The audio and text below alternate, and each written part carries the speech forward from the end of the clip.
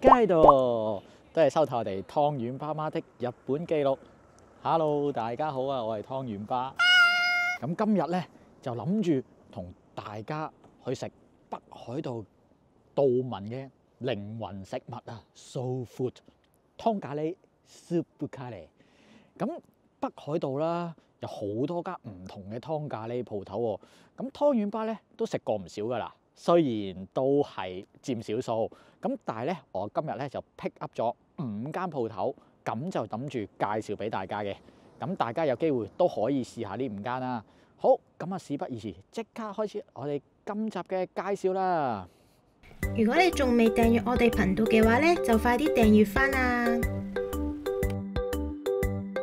仲有唔好唔記得 follow 我哋 Instagram 同埋 Facebook 啊！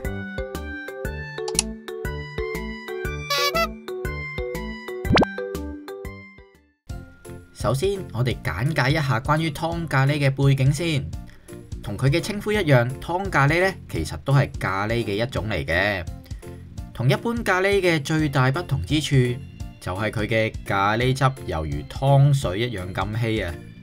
再配上大量嘅北海道產嘅野菜，所以就被稱為湯咖喱啦。而湯咖喱嘅發源地係響北海道嘅札幌。亦都係道民們嘅 soul food 嚟嘅，深受本地人嘅喜愛。而湯咖喱亦有別於一般嘅咖喱，喺落單方法以至食用方法方面呢，都有少少與眾不同嘅。雖然每間湯咖喱店可能略有不同，但基本上都係大同小異㗎。落單嗰時，基本上好似 free order 咁，任意配搭嘅形式嚟落單。首先揀咗最基本嘅主配菜啦，然後選擇湯底、辣度、副配菜同埋飯量。至於食用方法方面，就因應個人喜好而異。本地人比較常見嘅食法就係第一口先試湯汁嘅味道，然後再用匙羹潷起一羹飯，再將飯放入湯裏邊潷起少少湯。咁湯同埋飯就一齊放入口裏邊，食到最後幾啖飯嗰陣時，就將剩低嘅飯全部倒入湯裏邊，就直接再將所有嘅湯同埋飯都食晒佢。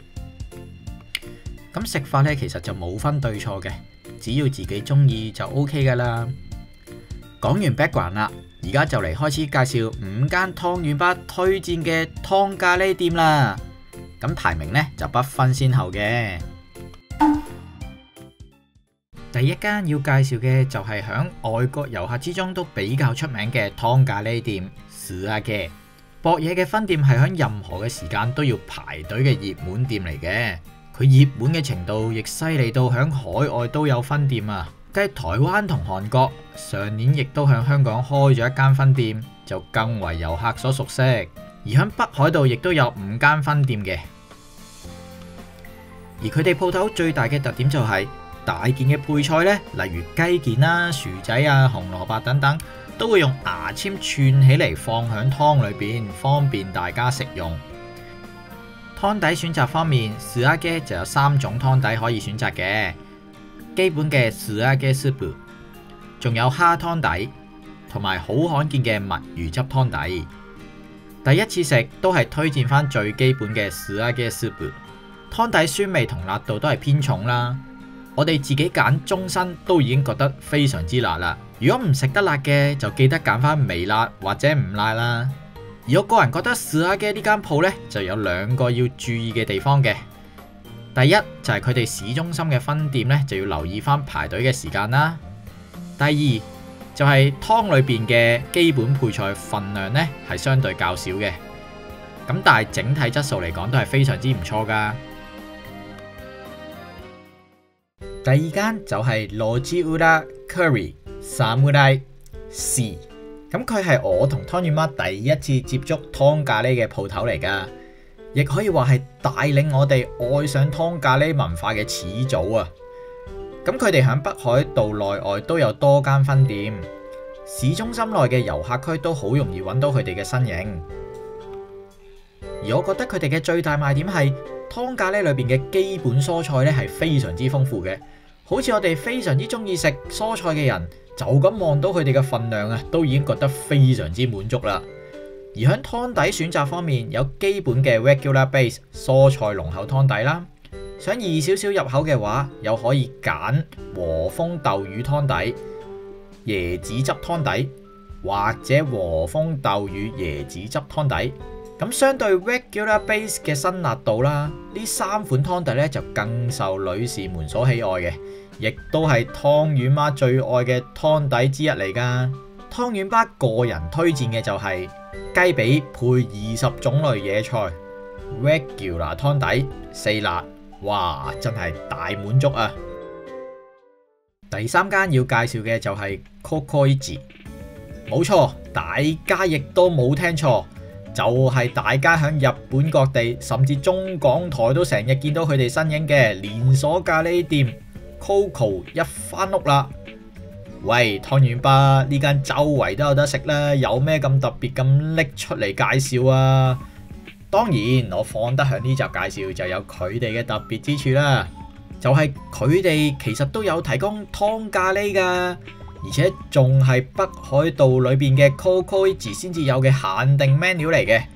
換句話說，除咗北海道之外，或者一啲限時提供嘅季節 menu 之外，大家喺一般嘅情況之下係食唔到 Cocoichi 嘅湯咖喱噶。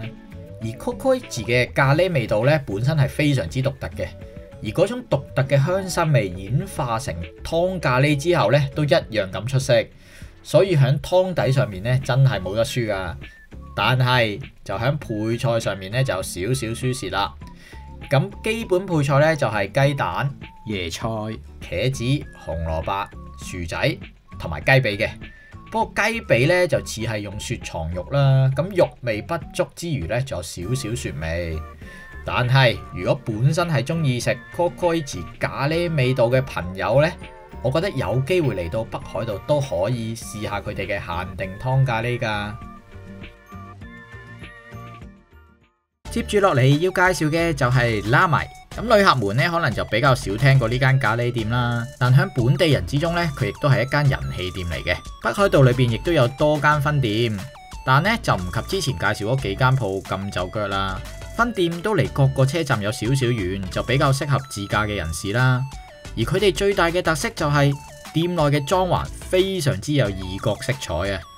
店內環境以巴厘島風格為主題，而座位大部分都係包廂形式嚟嘅，所以可以喺一個私隱度比較高嘅環境之下就俾客人用膳。至於咖喱湯底方面，拉埋只提供一種嘅湯咖喱，但就可以另外加50 yen 加配呢個椰子奶嘅。本身湯底香辛味道非常之濃烈，非常之刺激食慾嘅。而米飯佢哋亦都選用咗印尼米，米飯配搭數種香辛料，加埋椰子汁煮成，配搭獨特嘅咖喱湯汁，真係食到令人手口不停啊！而湯圓吧，我個人嘅感覺，拉埋所提供嘅咖喱份量呢，就係比較多嘅。無論喺咖喱湯裏邊嘅蔬菜啦，同埋飯量方面咧，都非常之重磅啊！咁細食嘅朋友們咧，就可以考慮叫翻小飯啦，唔夠先至再另外再追加米飯嘅。最後要介紹嘅就係 Picante， 本店咧就設於北海道大學旁邊啦，已經有20幾年歷史噶啦，亦深受一眾北大生嘅歡迎。而佢係今集介紹嘅5間鋪之中，分店數目係最少嘅。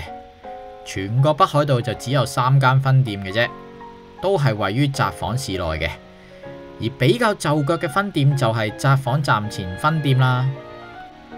至於湯底方面， Picante 有3種湯底可以揀，店鋪推薦嘅濃味湯底啦，仲有略為淡口嘅和風系湯底，同埋藥膳湯底嘅。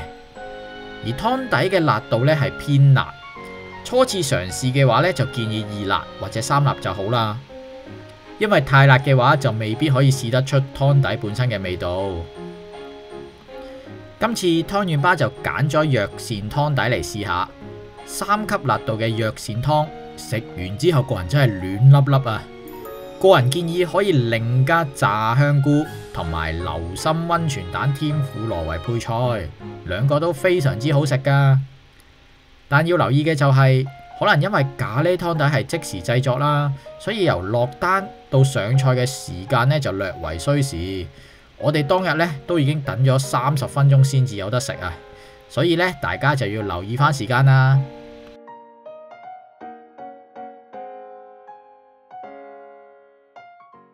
其實北海道裏邊各間湯咖喱鋪都有佢哋自己嘅特色嘅，而且咖喱呢就真係要夾個人口味，所以呢真係好難揀話邊間係最好食㗎。但係以上5間我介紹過嘅鋪頭，我都覺得係值得大家一試嘅鋪頭嚟嘅。有機會嚟到北海道，又想試下湯咖喱，但又未諗到揀邊間好嘅話，就不妨考慮下呢5間啦。今集嘅介紹就到此為止啦。如果大家中意我哋呢條片嘅，希望大家俾個 like 支持我哋啊！如果對我哋嘅影片或者頻道有任何嘅意見，或者有想我哋介紹嘅地方嘅話，都非常之歡迎大家留言俾我哋噶。如果想睇更加多北海道同埋日本其他地區嘅旅遊資訊，咁就唔好唔記得訂閱翻我哋湯圓爸媽的日本記錄啦。Thank you，多謝晒大家，下集再見，拜拜。